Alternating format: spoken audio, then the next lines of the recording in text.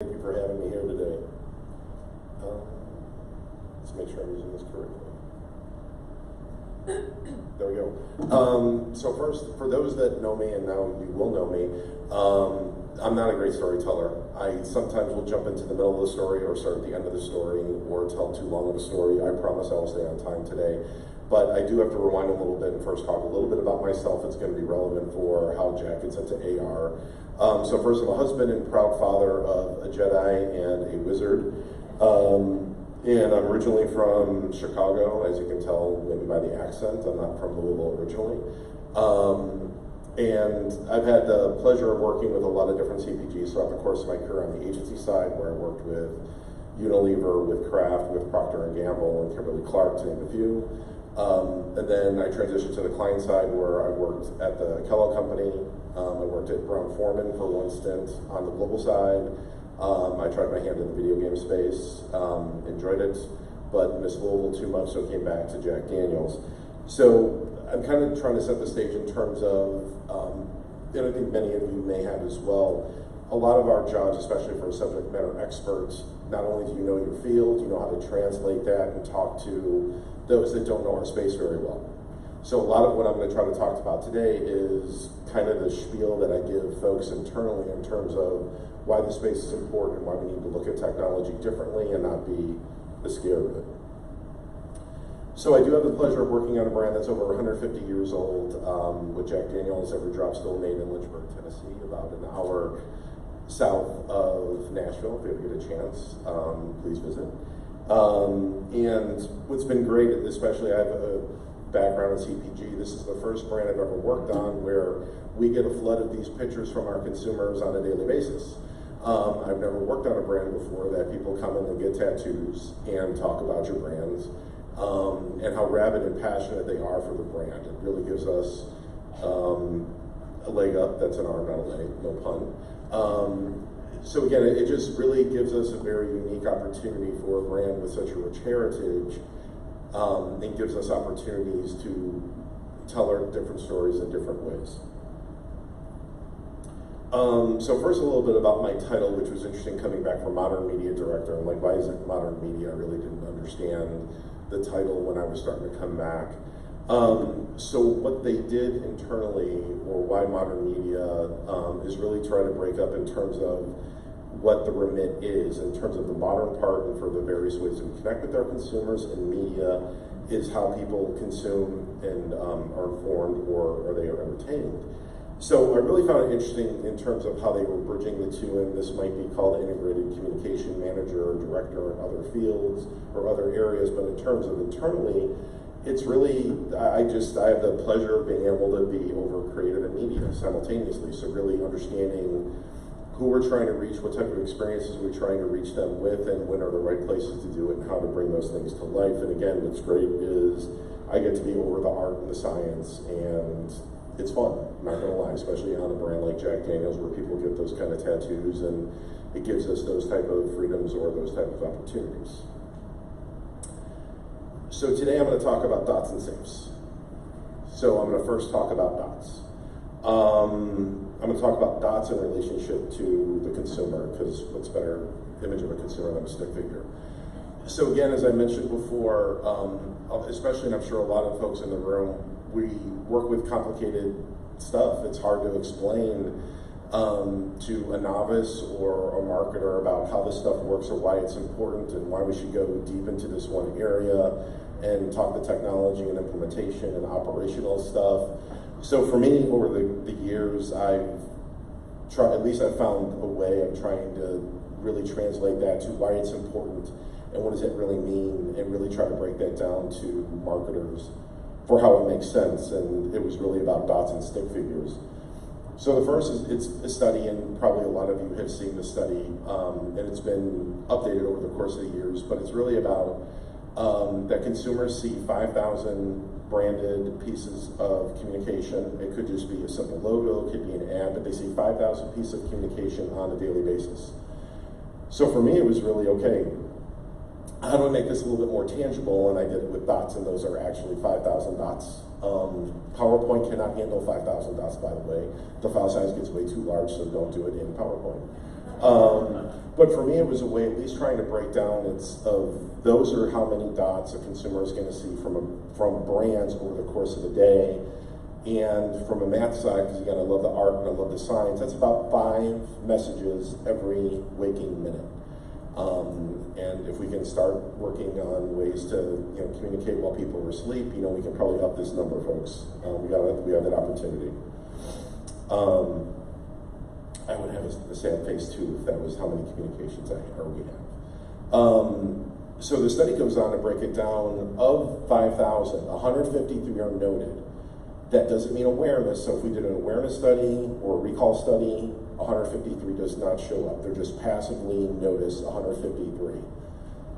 86 is awareness. So if we did an awareness study, 86 out of 5,000 are in that consideration for what would be an ad recall or awareness, and 12 are engaged with. So engage is I did some form of interaction with it. That could be I watched it, I played with it, I clicked on it, I did something with it, I took an action with an ad. Again, I love numbers, so when you start to break it down, it's 0.24% are the odds, or getting down to what are the odds of a consumer interacting with an ad. So I did a Google search, because again, I love numbers, I love statistics, really try to break this down and what does this mean for brands, and what's 2.4% mean? What is that number? How to make it a little bit more tangible? I'm from Chicago originally, that's why these logos are up here. So there are better odds that you will be born with 11 fingers or 11 toes than someone interacting with your ad. There are better odds you will get a hole-in-one and not in mini golf, real golf. There are better odds you will find a 4-leaf clover than someone interacting with your ad. But on the brighter side, we still have a better chance of someone interacting with the ad than with an asteroid or being struck by lightning. So, there's some positive stuff here. And quick note, don't Google the word scary. And again, perhaps you all know that intuitively, I didn't. Especially when your 12-year-old is watching you put a presentation together and they're afraid of clowns, those are the first images that are going to come up. So don't do it. And I put that here, there. A lot of this is, we didn't use these numbers and these images to really kind of scare off brands for. It's like, well, then let's not advertise. Or let's not do this. This is just the odds are in our favor. It's really talking about how important the blend of the art and the science of marketing is, and really about the breakthrough. And really trying to have that message that they're going to lean into, they're going to look for, it's going to stand out against the mass of everything else. So that's, again, why I love my job and my role. It's to blend art and science, because what I've been saying for years, or working with clients for years, is you really need that perfect blend of both to be able to really resonate with the consumer and break through. And it's not just about the reach or the impression, it's really about what's going to stand out in the field of 5,000 and get noticed. So that brings me to safes. So if anyone does not know, there is a safe story with Jack Daniels, and it actually was the cause of his death. And if you ever take a tour in Lynchburg, you will actually see the safe, and you will hear the story. And the story goes, Lem Motlow, who is Jack Daniels' nephew, usually came into the office early in the morning and had the safe open, where the ledger and other things were kept. Jack Daniels was actually in the office first that day. He went to open the safe, he could not remember the combination, tried it, didn't work, kicked the safe. Got an infection from the kick, and died some years ago based on the infection. So the moral of the story is, don't show up to work early. Again, our tour guys tell it much better than I do, but that is the story, and it's a true story, and I definitely encourage you, don't show up to work early. But when I tell you the safe story, we're a brand of stories, and we have 150 years worth of stories, ranging from things that are appropriate to tell and things that are not appropriate to tell, and we don't tell those stories. Especially for a brand like us with a reputation, we really try to focus on the product, the process, how it's made, and other stories from Jack himself and Lynchburg. So for us, it's really about the importance of process of how Jack Daniels is made. It's made with the Lincoln County process. It's the difference between a Tennessee whiskey versus a bourbon, and we make it a very unique way, even in terms of competitors that make it from a Tennessee whiskey. The people of Lynchburg. There are so many stories, and we have so many third and fourth generation employees down at the distillery. They're wonderful people, salt of the earth. So for us, it's also about highlighting these people that just love to come to work every day and make our brands, and their fathers and grandfathers and great grandfathers, worked at the distillery. So it's just, there's so many great human stories to be able to tell there, and also stories with Jack. And we also have some pirate stories. Those don't make it out that far, but we have some good ones, and we tell them when it's appropriate. So again, for us, it's about understanding we have just a pool of stories that we can tell in terms of things that are important about the brand, things that stick out for the brand, things that give us a chance to just connect with consumers. So we have a very rigorous process internally of making sure, one, that we're capturing these stories for over 150 years. We have just books and books of these stories in terms of, just tools in our arsenal for being able to tell the right narrative based on our objective or based on our strategies. And just making sure that we're really trying to connect with those consumers in those right touch points. And that's why, honestly, for us, AR is just simple in terms of it's so intuitive for us of, with every bottle where actually Jack is being consumed, hopefully around a table with friends having a great time, it gives us a chance to tell those stories. So, our magic formula, and, I apologize, a lot of this is just kind of intuitive for us, but they're very important, and we all hold to these standards internally. It's making sure that we really know the consumer. Again, we know when we should be telling a process story versus when we're telling our pirate story. We stay on brand. Again, it's when it's appropriate, what are we talking about to the right audience, to the right consumer, the right experience that we're trying to bring to life. Write a good brief.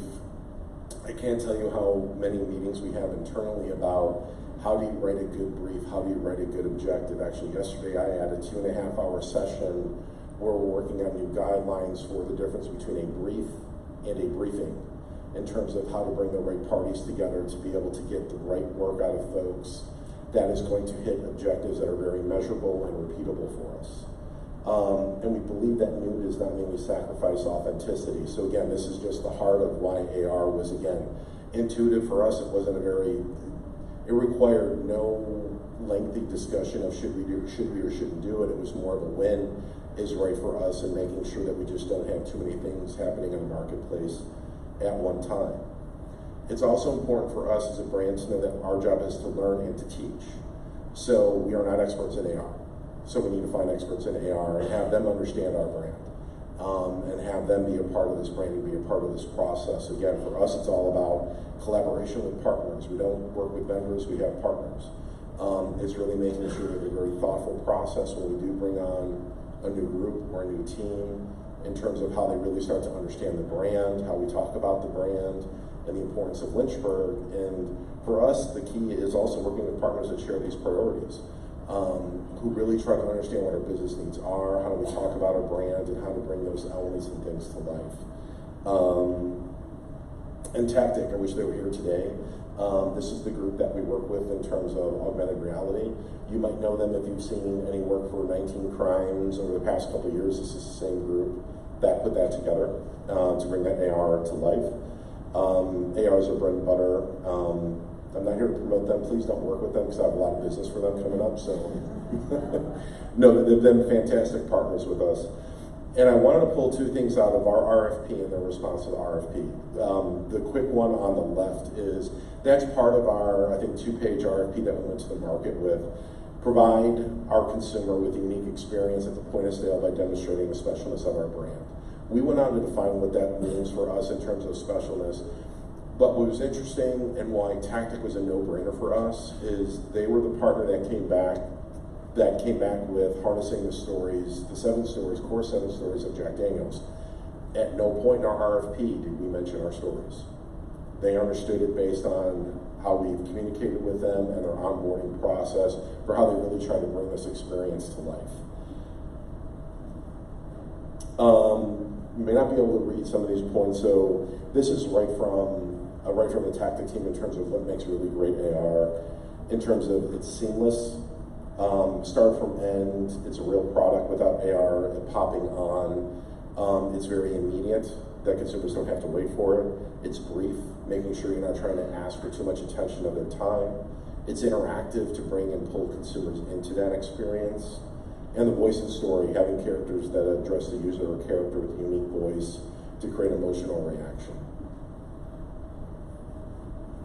So again, for us, what did go into the brief was information around our process, our people, and the place, in terms of the process of making Jack Daniel's Tennessee Whiskey, the people that work were how important, the people, also including Jack, and the place in terms of how important Lynchburg is just in everything that we do with Jack Daniel's. So next, I will pull up a quick video of, hopefully, of AR in action.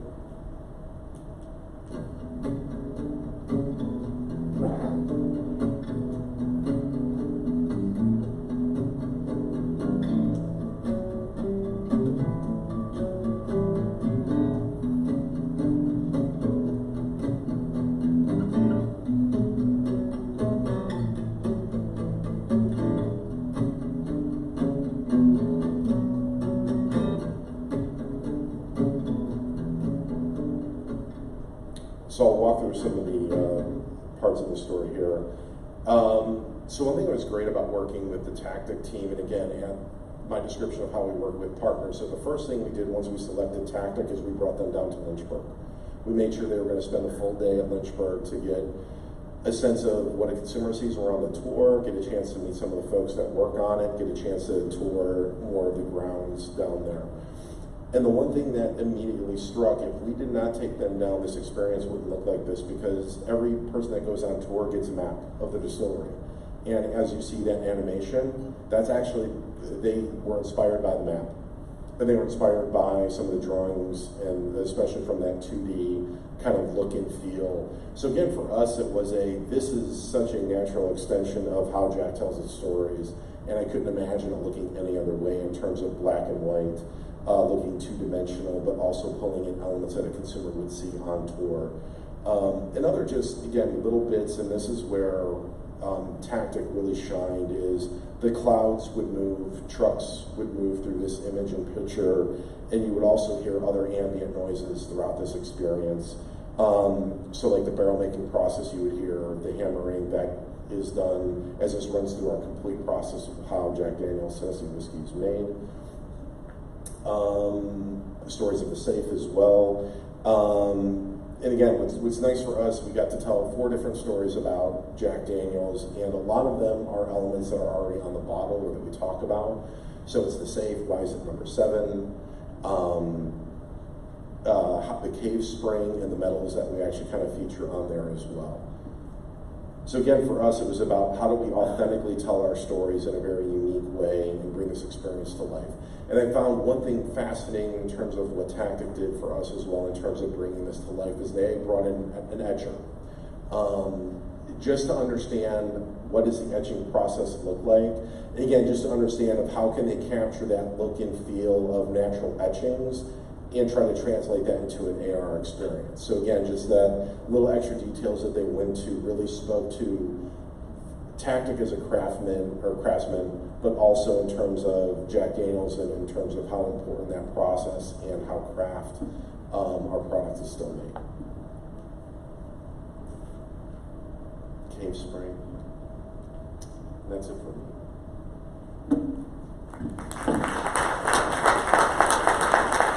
Customer acquisition or retention? Did you weigh that as a balance in there? I'll start backwards. So for us, this was kind of recruit and re-recruit. A lot of how we talk with Jack Daniel's is how do we go after the new consumer as well as bring in a consumer that might be a lighter user of Tennessee whiskey or lapsed. So for us, AR was a great way of really trying to reach both audience segments to bring them into the experience or bring them back to the experience. Especially for us, this was we certainly want to bring a great consumer experience to life, but this is also a tool for the field that we can get better floor displays or more floor displays, just because it's bringing a great experience to life right at the store and right at the point of purchase itself. In terms of evaluation for us, we are very comfortable with the new, not necessarily having benchmarks. So for us, it's about how do we trend and look at the data over time to understand, is it really making an impact with consumers? Is it helping on shelf? Are people talking about it more? So for us, it's It's the qualitative, it's the qualitative, and it's also just talking to the field and distributors. Like later today, we're going to be at a distributor conference really talking about AR and get them excited.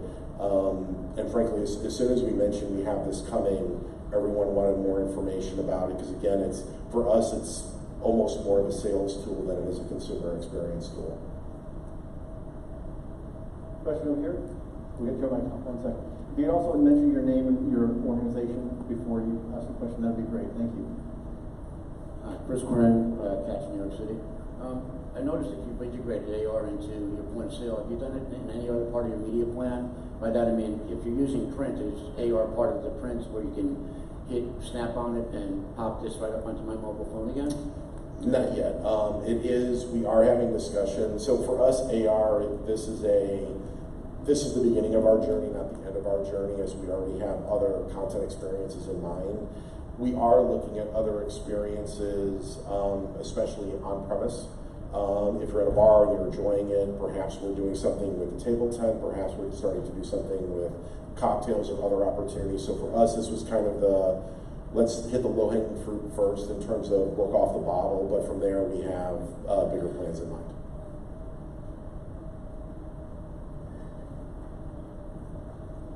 Hi, Corey Buller from Harmelin Media. So you're using AR as an engagement tool, but in your big plans for the future, are you seeing it as a DR tool where someone will be able to buy from the experience? We're hoping so. Especially with the spirits industry, we have a bit more challenges in terms of what we can and can't do from a sales perspective.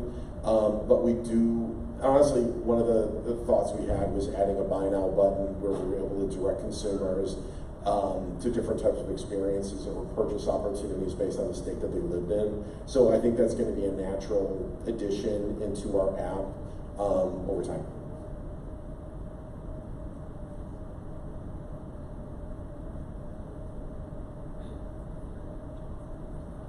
Hello, Ashley Carlisle with the Hershey Company.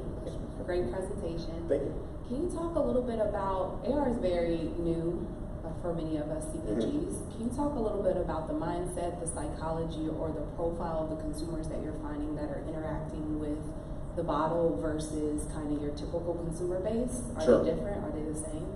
No, exactly.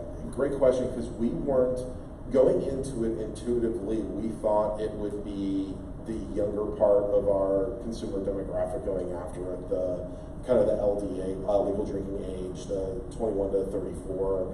What we're finding is our loyalists are taking to it faster than anyone, and that's, you know, some of the 45 plussers, even the 65 plussers. So, and honestly, that was it for us in terms of communication. And also, we had to quickly pivot into other areas in terms of not assuming some of the instructions. So we actually relooked at some of our instructions for what you can and can't use, or how to use it. Like, for example, some of our, we did get negative feedback because consumers tried it with a bottle of Tennessee Honey, with a bottle of Gentleman Jack, with a bottle of Single Barrel, and the app is not intended to work with it, it's only Tennessee whiskey.